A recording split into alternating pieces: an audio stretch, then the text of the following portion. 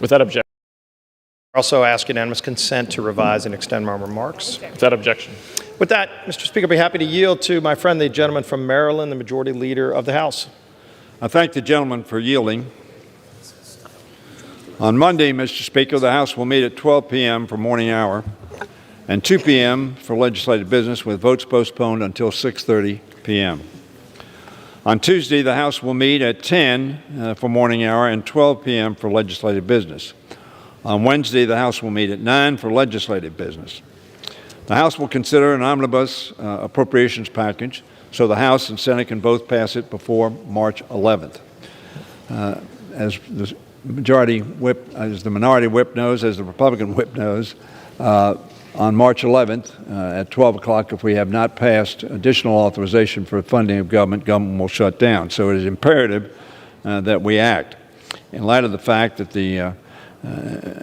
we will be, many of us on the Democratic side of the aisle, will be going to Philadelphia for our legislative retreat on the Wednesday preceding March 11th, the 9th. We need to act by that time and send something to the Senate. I hope we can do that. The House will also consider H-Con Res. 70, condemning threats of violence against historically black colleges and universities, too many of which we've seen in recent weeks, and reaffirming support of HBCUs and their students, introduced by Representative Alma Adams, and that will be considered under suspension of the rules. The House will also consider other bills under suspension of the rules. The complete list of suspension bills will be announced by the close of business tomorrow. Additional legislative items are, of course, possible, and I want to say that clearly one of the principal focuses that we have is the onslaught and criminal behavior led by Vladimir Putin, which is occurring in Ukraine. The President spoke to the country and to us on Tuesday in a State of the Union message, in which he made it clear that we need to be unified. And in fact, we passed a resolution in which, for the most part, save 3 of our members, we were unified. And I would hope, Mr. Speaker, that we would remain unified in the face of what is the breaking of international law and could be called a genocide of the Ukrainian people by Vladimir Putin. I'm hopeful that we will remain unified and focused on that issue as we proceed, and I yield back to my friend. I thank the gentleman for yielding and share the gentleman's expression of unified support with the people of Ukraine. Clearly, we stand with the heroic people of Ukraine, President Zelensky, the inspiration he's been showing to the world, and the strong people of Ukraine. What we're seeing from Russia is barbaric. One of my colleagues, Representative Spartz, who actually was born in Ukraine, she's been very outspoken about the genocide that's happening to the people of Ukraine. As the gentleman mentioned, the resolution that we passed with Mr. Meeks and Ms. Spartz, bipartisan, overwhelming vote of support standing with the people of Ukraine. Clearly, they've asked for a number of very specific things, some military equipment, supplies, as well as humanitarian relief, and we need to continue to push as hard as we can to make sure it's delivered as expeditiously as possible as we watch continuous barbaric attacks, raids, bombing, carpet bombing, cluster bombs, things that are illegal under international law, yet Putin continues to commit these barbaric crimes against the people of Ukraine. They're tough people, and they're not going to give up their country, and we need to do everything we can to help them.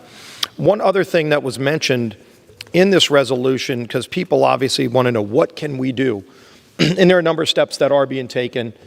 There are other steps that we would also like to see this Congress take. In the resolution, there were 2 provisions specifically that I wanted to bring up. One of the resolution requests was that we pledge, the United States Congress pledge support working with Europe and international partners to bolster Europe's energy security and reduce its dependence on Russian energy imports. The resolution that we passed also goes on to say we resolve that we underscore the importance of maintaining United States energy independence for the benefit of the American people and United States allies. And with that, there was a piece of legislation that was just filed earlier this week to do just that. It's H.R. 6858 by Ms. McMorris-Rogers and Mr. Westerman, the ranking members of the Energy and Commerce Committee and the Natural Resources Committee, to really go into the heart of what we can do as a country and as a Congress to take leverage away from Vladimir Putin as it relates to energy. I think we can all see over the years how Europe has become very dependent on Russian energy, unfortunately getting over 40% of their oil from Russia. This is also putting billions of dollars in the pocket of Vladimir Putin. And when you look at the price of oil today, over $110 a barrel, if you just look at the daily benefit that that gives to Vladimir Putin, he's making over $700 million every single day selling oil to the United States and Europe. Think about that. Vladimir Putin is pocketing today over $700 million, and he's going to get another $700 million tomorrow and another the day after by selling his oil to the United States and to Europe. There are things we can do to stop that. And that's what H.R. 6858 really goes to the heart of. And some of those things that are very specific. President Biden, just a few weeks ago, put a complete freeze on all oil and gas projects in America, all oil and gas projects. That means we are not allowing the United States to provide for the resources of our country and our allies. As we used to be exporting oil to our allies around the world, it's becoming harder to do that because those policies by President Biden are shutting off American energy. At the same time, President Biden was asking Vladimir Putin to produce more oil for us. There's no reason we should be asking Russia to do what we in America can do, yet that is a policy that was put in place. President Biden can reverse that today. I've called on President Biden to reverse all of these specific actions today, but this legislation would at least show that Congress is ready to allow ourselves to be energy independent so that we can take that leverage away from Putin. We can take that $700 million a day away from Putin. Obviously, there are a number of other things, just permits for things like LNG. Natural gas, Putin is supplying a tremendous amount of natural gas to Europe. There are 6 projects right now sitting on the Biden administration's desk to approve LNG permit applications for major projects, multi-billion-dollar, private sector-funded projects in America to allow us to ship natural gas to our European allies so they don't need to get it from Putin. Not one of those permits has been approved in over a year. Same thing, permits for pipelines. It's not just the Keystone Pipeline. There are many other pipeline projects, including 2 states in the Northeast. The United States, states like Massachusetts, are importing their oil from Vladimir Putin because they can't get it through pipelines in America. This opens that up.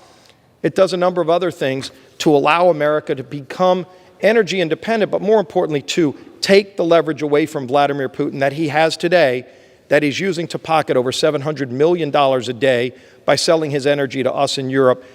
I would love to see that bill on the floor, and I think a lot of other people would too, to send a message to Putin that we're not going to be a part of helping him finance this barbaric war on Ukraine. And so I would ask the gentleman if we could look at bringing H.R. 6858 to the floor, have a full debate, pass a strong piece of legislation that would send a signal to our friends around the world, surely to the people of Ukraine, but also to Vladimir Putin, that he's not going to be able to finance his war off the backs of oil he's selling to the United States and Europe and using that against the people of Ukraine. I would yield to the gentleman. As I said, I hope we can be unified and seek to pursue that which unifies us. If we did everything that the gentleman suggests in that bill, it would not make an immediate difference. The gentleman knows that. The gentleman knows that there are literally millions of acres available for additional pumping oil rigs to be rayed, both offshore and onshore.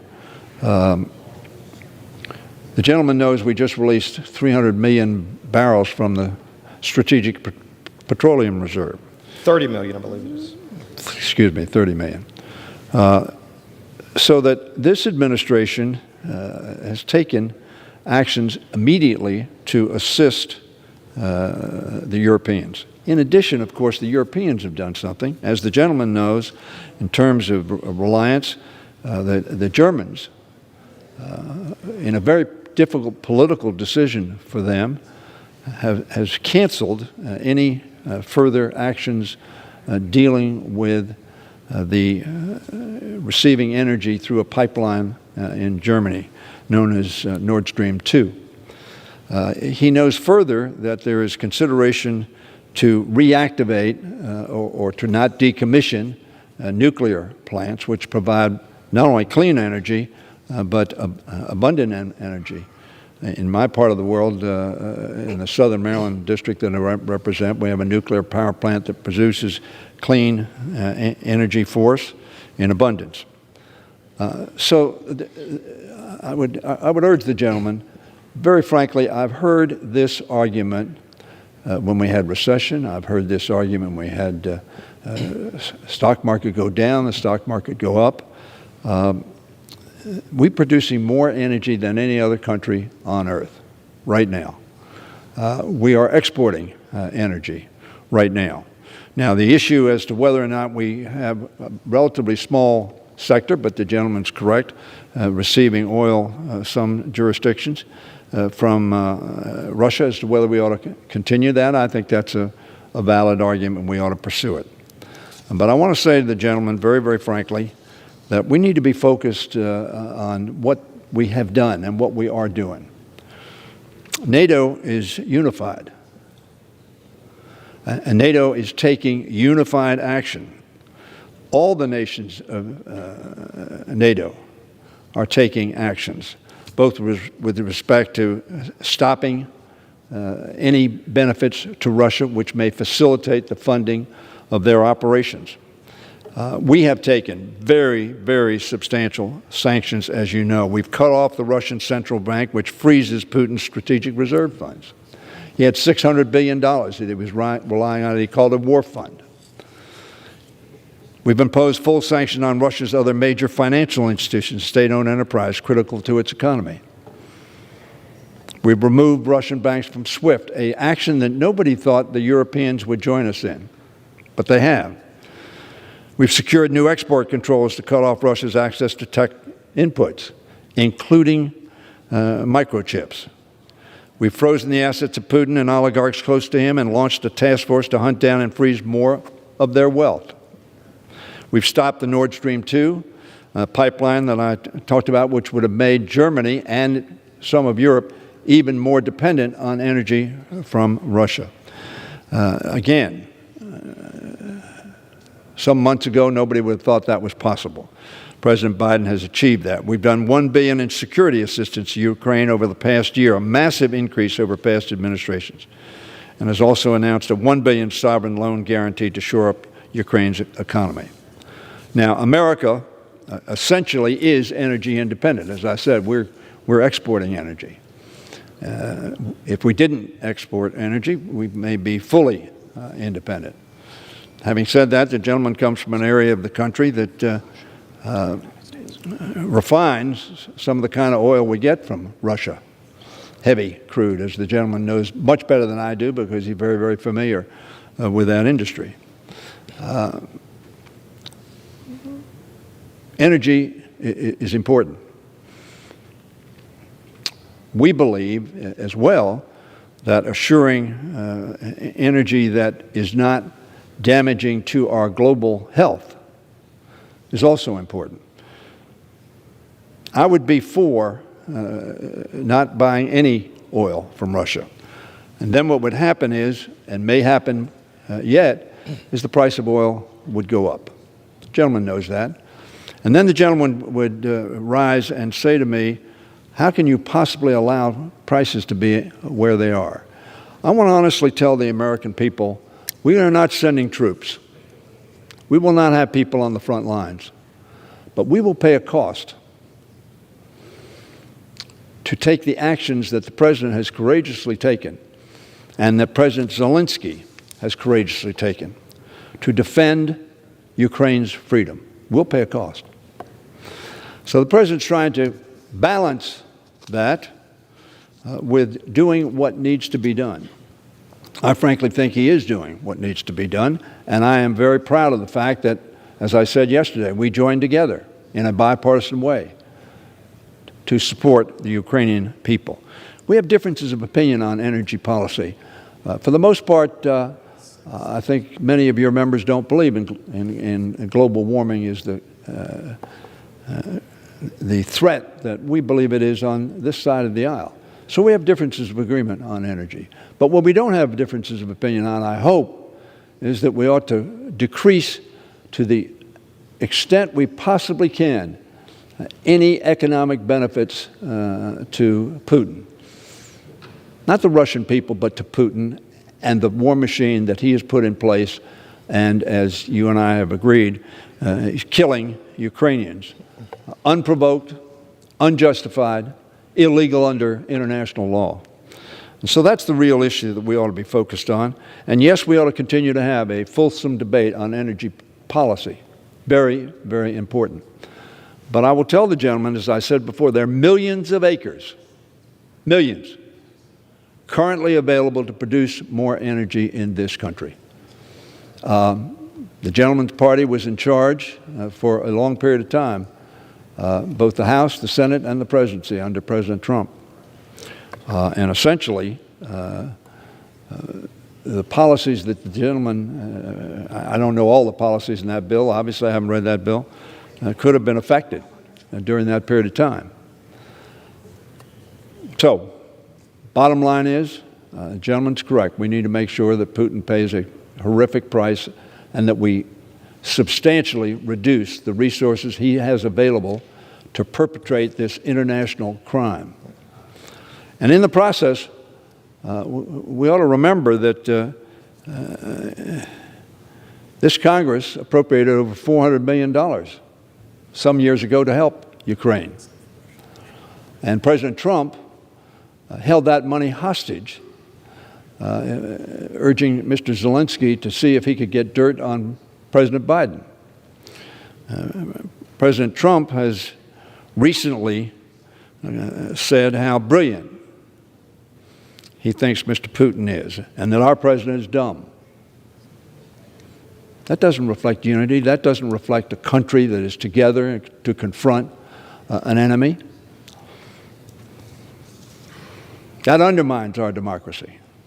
Mr. Pompeo has also said he thinks Putin is brilliant. I think Putin is an international criminal. I think Putin is what he was grown up to be. He says he's very shrewd, very capable. There are many dictators and tyrants of the world that you could say that about. He didn't say he was a criminal. I'm talking about Pompeo and Trump, or that he was committing a genocide, as you and I have said. Those were not words that either the former Secretary of State or the former President of the United States used just recently after the invasion. So I would say to my friend, very sincerely, we have differences of views on energy. We don't have difference of views, however, on diminishing very radically any resources which Putin could rely on to perpetrate his unjustified and criminal invasion of a sovereign country who has shown no threat to Russia or the Russian people. But at some point in time, we'll continue this argument about drilling and production of more oil. But we will continue, I think, to try to be unified on the issue at hand. And America's unity expressed to the rest of the world will give the Ukrainians, I think, more confidence, give NATO more confidence. And I might say that when I mentioned that NATO has taken extraordinary steps, President Biden, unlike his predecessor, created respect and unity among the NATO allies. Germany, in particular, on Nord Stream 2. The former president uniformly demeaned Ms. Merkel, the Chancellor of Germany, and our relations with Germany were very strained.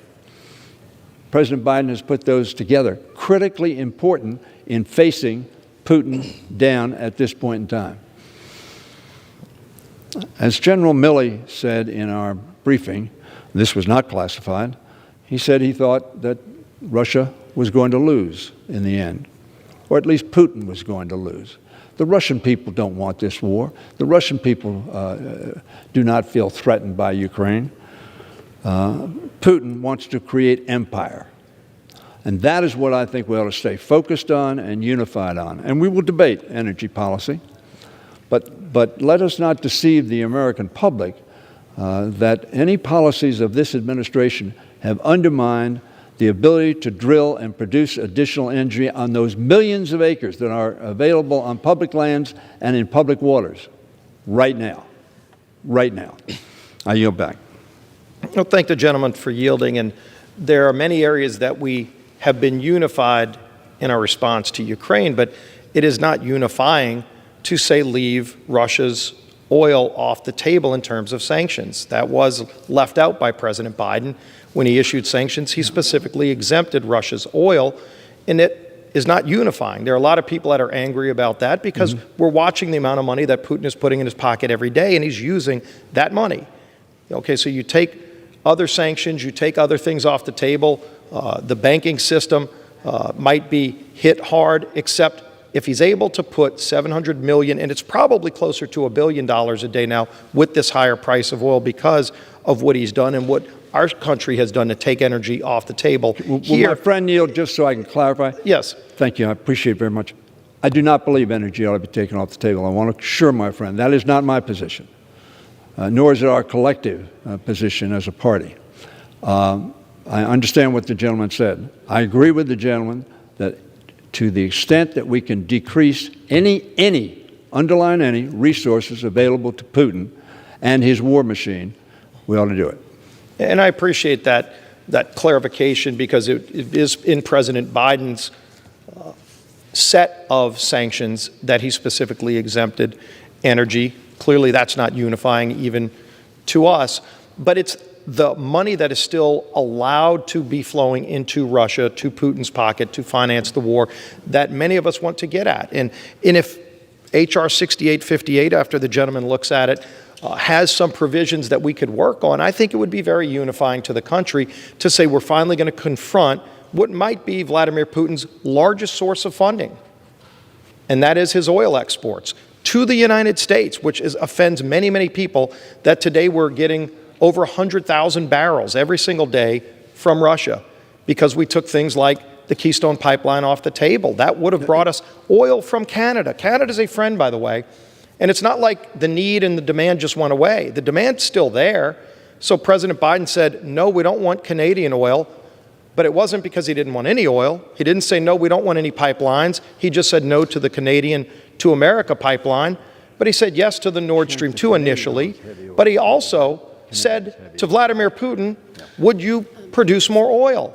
And let's keep in mind, I know there's this conversation about the planet. Let's be honest about carbon emissions.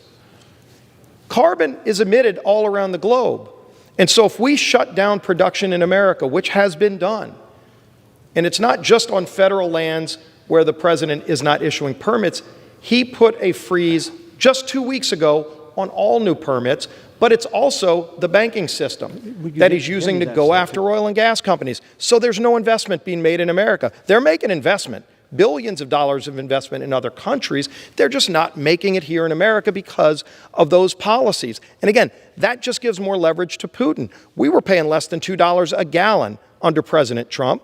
I know the gentleman wanted to bring up President Trump. President Trump stood up to Putin, by the way. You didn't see an invasion anywhere in Ukraine under President Trump. You surely did under President Obama and Vice President Biden when Putin walked in and took Crimea with no consequence. Afghanistan, the weakness that was showed, clearly was being watched by Putin and Xi and other adversaries as a preface to then go and start marshaling troops on the Ukraine border. President Trump didn't let that happen. He stood up to Putin and pushed back on Putin. And he also used energy as a weapon against our enemies because we were producing enough to not only meet our needs, but to export to our friends around the world. Surely lowered price and was a benefit to Americans, but it also helped our allies around the world. That's been taken off the table. But let's talk about the carbon emission side, because oil's being produced. It's just that a lot of it isn't being produced here that would otherwise be in the mix. So if you look at, for example, Russian oil, Russia emits probably 40% more carbon to make the same oil that otherwise would be made in the United States because we have better standards in America. I know a lot of people love beating up on America. We do it better than anybody else. Our technology is better than anybody else. In fact, our technology for producing energy is the envy of the world. It should be the model for the world, because if we're not making it, Russia's going to be making it.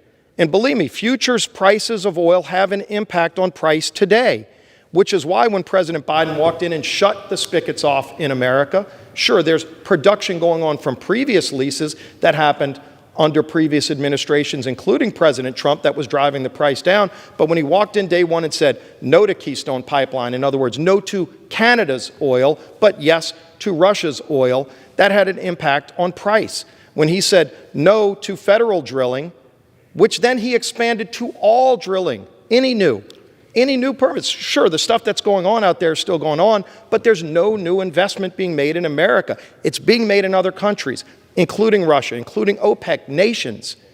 And because of that, they're able to control the price because they're cartels. We had literally taken the monopoly away from OPEC in Russia when we were producing enough and using the resources of this great nation, by the way, in a much more energy efficient way than anywhere else in the world. We were reducing carbon emissions in America while producing our own energy, while manufacturing more in America. And the more things are shut down here, they're being made in other places. And those other places emit more carbon. China's building a coal plant probably every single week. China emits more carbon, probably 5 times more carbon, to make many of the same things that we make in America. And so the less we make here, it's still being made. Just being made in other countries. They get the jobs, but they also emit more carbon. And so as people talk about carbon emissions, don't leave that point out because it's an important point. Again, it was President Biden himself who asked Putin to produce more oil just last year. And the oil produced in Russia has a higher carbon price than made here in America. And it makes us less secure. It makes Putin more strong. It gives him hundreds of millions of dollars a day that we can take off the table. I think that would be very unifying if we had that debate and said, can we get an agreement on some of these provisions that would actually strengthen our country? You know, even if Russia wasn't invading Ukraine, it would be smart American policy. It would reduce carbon emissions, but especially considering what's going on in Russia. This is much more pertinent today to have this discussion. And again, I think it can be unifying. Just because right now we might not see eye to eye, I think there's a way to see eye to eye on this if we actually had that debate and looked at it from a global perspective, not just in a silo in America, because again, there's a global market for oil. Carbon emissions are global. And the countries that are taking the things away that we're shutting down here in America emit more carbon. It's a fact. Why shouldn't we be talking about that too? And frankly, taking away the leverage that Putin would have. I would yield. I thank the gentleman for yielding. First of all, the Speaker just announced minutes ago she is opposed to importing any oil from Russia. So the comment I just made to you, if you are trying to project that we want to see Russia advantaged by any expenditures we have on imports, now the Speaker has said exactly what I just said. We're not for that. Okay?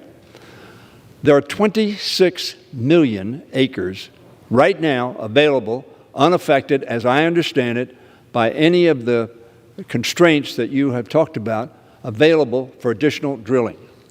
There are 11 million acres, that's 37 million acres currently available for production of additional product in the United States of America. Right now.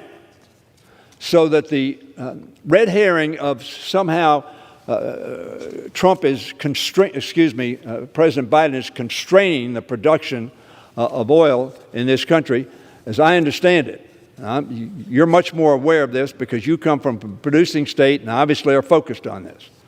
But the fact of the matter is, I am told that these 37 million acres are unaffected and are ready for production right now. Now, the debate we have, Mr. Whip, is about what kind of fuels we ought to be using. You talked a lot about carbon emission.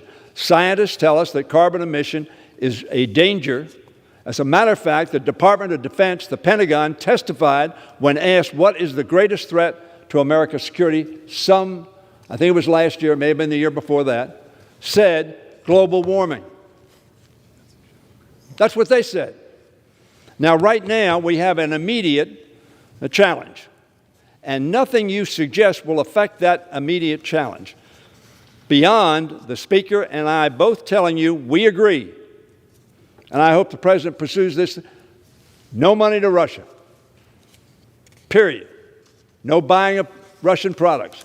Now, the gentleman mentions that, he urged Russia to produce more energy last year. Why did he urge that? He urged all OPEC nations to produce more energy. Why? Because he did not want Americans to pay more at the pump.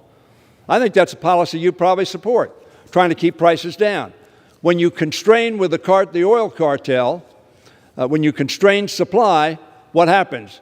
Demand doesn't diminish because people got to drive to work, they got to get their kids to school, they got to get home. Demand stays steady, and what happens inevitably when supply is constrained and demand stays where it is or goes up? Prices rise. And yes, you're right. The President stands accused of trying to get more supply on the market to bring prices at the pump down. But we do have a fundamental disagreement, and frankly, we ought not to be talking about it now. We had an energy bill that most of your side did not vote for. We get that. There is a legitimate difference of opinion of where we ought to invest our dollars. And we believe we ought to invest our dollars in renewable energy that will be there for some time and does not pollute our air, increase our heat, and make our storms worse for the safety of our globe and our people for decades and centuries to come. But we do agree that we want to stop Putin. Now, the reason I pointed out Trump, because Trump didn't stop Putin. He regaled Putin. He's my friend. I know him. We can get together. Putin's a thug. He's a criminal thug. He's an international criminal. And I think we all agree on that. And it doesn't help for the President of the United States to tell the world, the former President of the United States, to tell the world, I think their guy, this criminal, this thug, is smart, or in Pompeo's word, brilliant, and our guy is dumb. Our guy's not dumb. He's very smart. I've known him for 50 years. He may disagree on policy, but that is not because he's dumb, because he has a different perspective. And very frankly, he's not withholding money from Zelensky. He's making sure Zelensky gets money. Trump tried to hold hostage money for Ukrainian security that we appropriated because we wanted early on to make sure that Zelensky had and the Ukrainian people had the resources they needed. And Mr. Trump withheld them. Now, ultimately, he paid them out after it was disclosed. So we're going to continue a different energy policy, but don't let's mislead the American people. When you have 37 million acres available for additional production, unaffected by the restraints that you talk about, he's talking about new stuff. So, my friend, let's focus in this instance, at this time of crisis, on how we can make sure that America is perceived as unified and of one mind, as we did right after 9/11, and as we did yesterday. But we abandoned that very quickly in this polarized society in which we're living. We need to be unified, and we need to be honest with the American people. It's not going to be cost-free, because neither Biden, and Biden, by the way, is urging the Saudis to increase production and others to increase production. But as the gentleman knows, we far outstrip any of those nations in the production of energy and oil. China, a country that is 4 times our size, 4 times our size, is producing 25% of what we produce.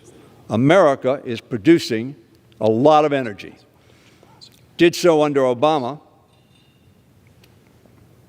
Did so under Obama. As the gentleman knows, energy production in the country rose during the Obama years. It rose during the Trump years, and still is at a high plateau. So the only thing I would say to my friend, the whip, we have energy differences on energy policy. We ought to discuss those. That's an honest difference of opinion. I want to be energy independent. I hope you heard the president talk about make it in America. And all my colleagues rose and sort of pointed at me because I've been talking about making it in America, which is producing energy as well, for a good period of time. Started the Make It in America agenda in 2010. Been talking about it every year since.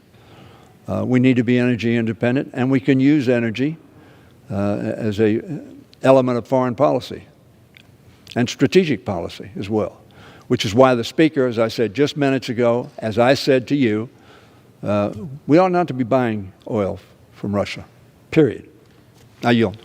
Thank the gentleman. And as we talk about this energy policy difference, again, I do think it can be unifying. I do think we can get to a point where we recognize some of the impediments that are real today.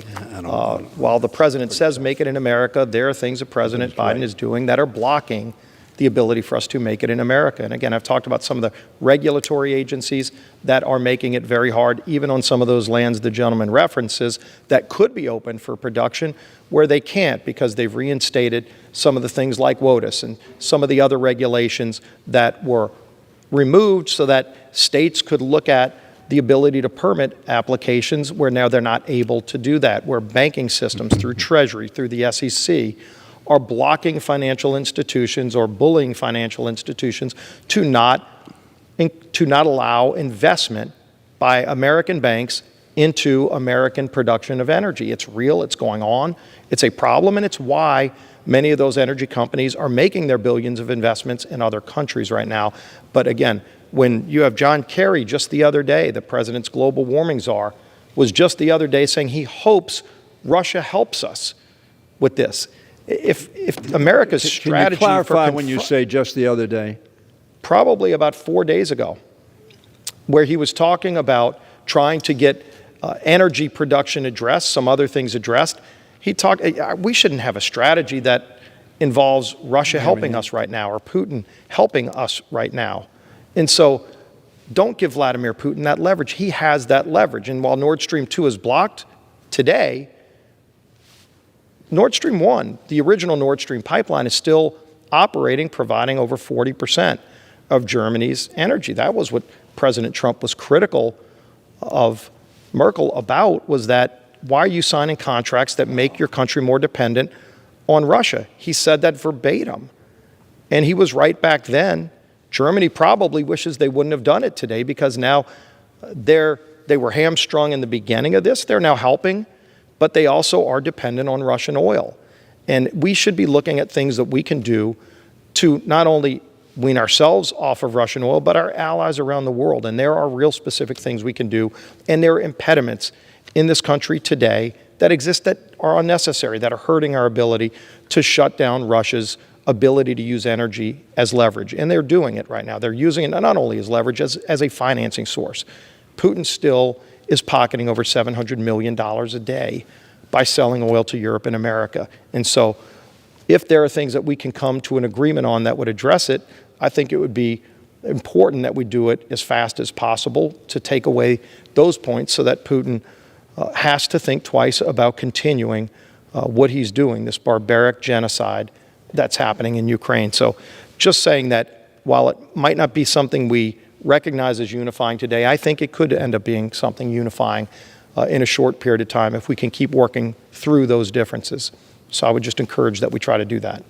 And if there's anything else on that, I'd yield, but there was one other issue I wanted to raise as well. The Senate just a few days ago passed unanimously a resolution asking to open up the Capitol again to the American people, our constituents who still are not able to come to the Capitol to visit with members of Congress, to sit in the gallery, to participate even in the State of the Union. It was a unanimous resolution in the Senate. There is a companion resolution by Congressman Stile that was filed, H-Res 961, that would do the same thing and express from the House's side what the Senate just expressed, and that is it's time to open up the Capitol to the public again.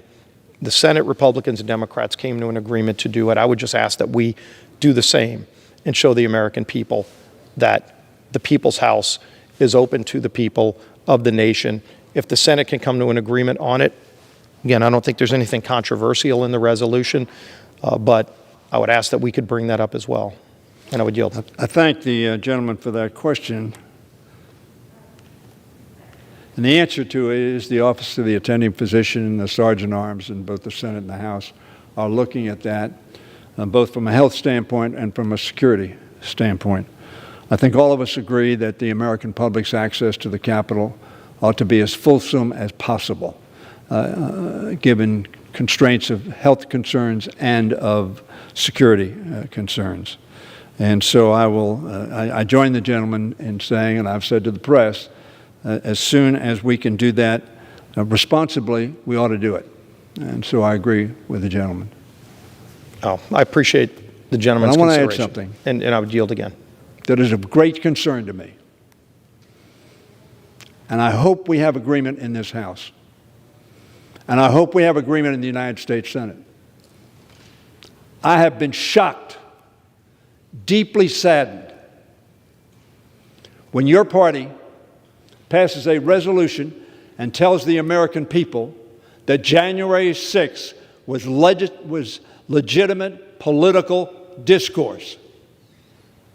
Mr. Whip, if we are telling people in this country that January 6th was a legitimate political discourse, we're going to have great concerns about opening up this Capitol for the safety of our members, for the safety of the public who wants to visit, for the safety of our staff. And I would ask my friend, do you believe that January 6th reflected legitimate political discourse? I was shocked, astounded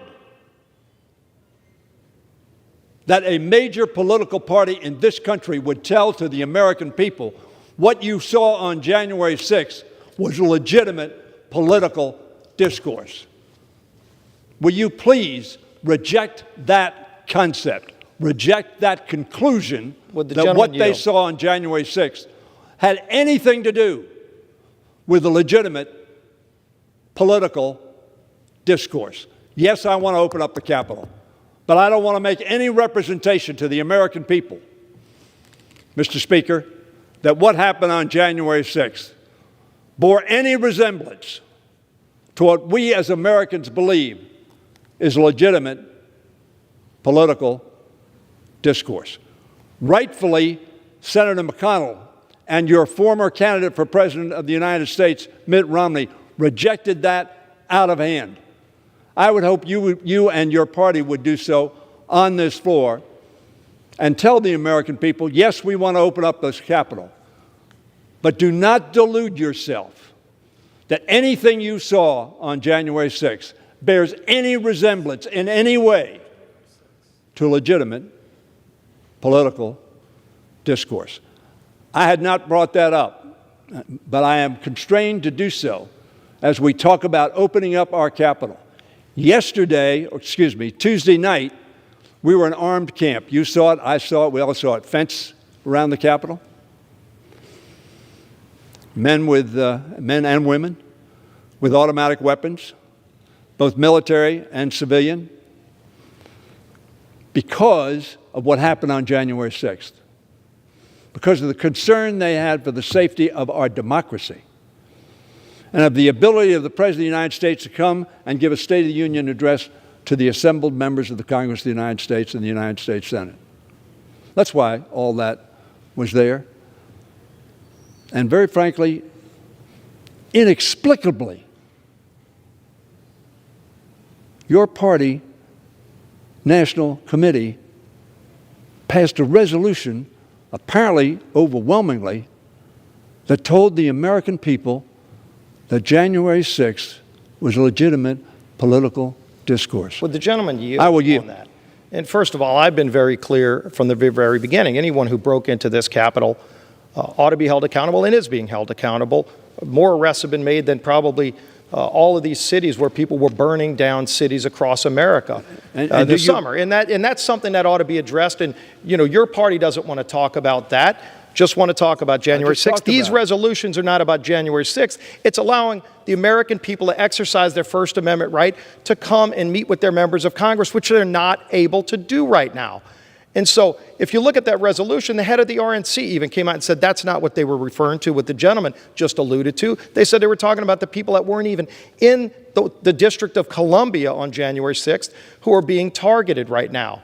That's what they said that they were doing. You can go take that up with them. I've been clear about what's happened to the people that broke into this Capitol, and that everybody who breaks the law to be held accountable, not just the people that broke in here on January 6th, but also the people that burned cities down over the summer of 2020 who haven't been held accountable. And that's something that angers people all over the country.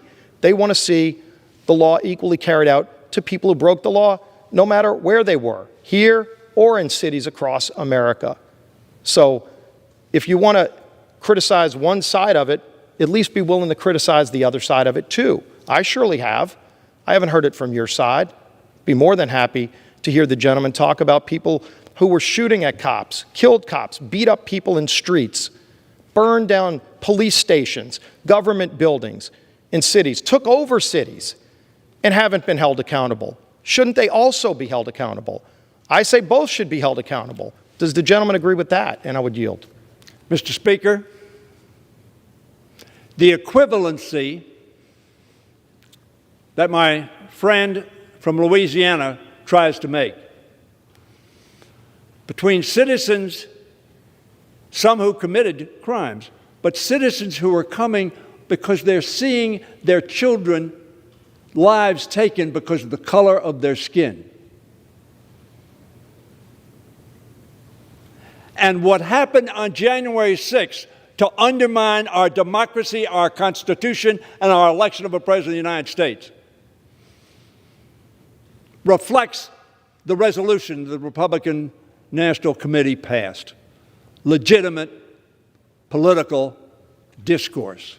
They weren't talking about the people. Nobody saw, some people saw, obviously, the president incite those people to come from where that political discourse, that discussion, it sounded like incitement to me, maybe not to you.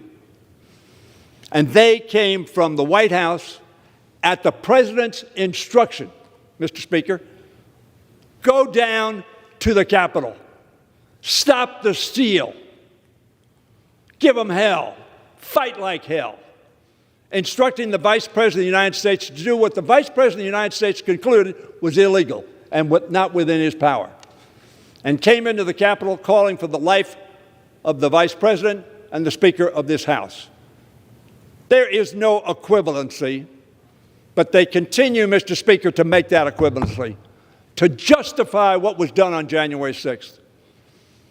That, oh, well, everybody does it. No, they don't. It's the first time in history, history that it's happened. And for a national committee, when the Whip and I are talking about what I think we both want to do, open up this Capitol, make it more accessible, have people come in, gun-free, weapon-free, come into this Capitol, see their democracy in action. That resolution was read by the American people as, oh, it's okay. Legitimate political, there was nothing about January 6th which was legitimate political discourse, including what the President of the United States had to say. At that point in time, Donald Trump. That wasn't legitimate at all. 60 courts determined Joe Biden was elected, and he still, to this day, lies to the American people. And sadly, too many people believe him, which led to January 6th and the violence. And I'm sure that the whip believes they ought to be held accountable if they came in here and waved guns at people and killed a police officer. And I appreciate that he said that. And if he believes, as Romney believes, as McConnell believes, McConnell didn't say they were talking about the people talking in the political discourse, and should we do this, should we do that? McConnell responded to that resolution exactly as I have, understanding exactly what it meant. Inexplicable. And very frankly, if we're going to open up this Capitol, we need to have all of us tell every American we're opening the Capitol to peaceful, sure, political discussion. That's what this place is all about. That, Mr. Speaker, is what this discourse is about. Differences of opinion, how we resolve them, how we reach consensus, how we hopefully bring people together.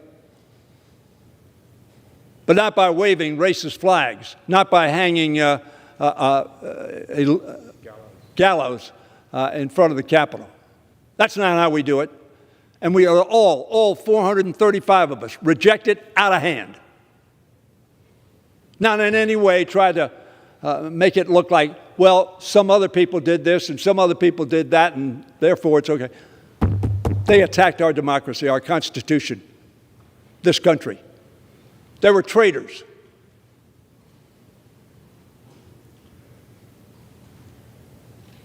And we ought to all reject that kind of conduct out of hand.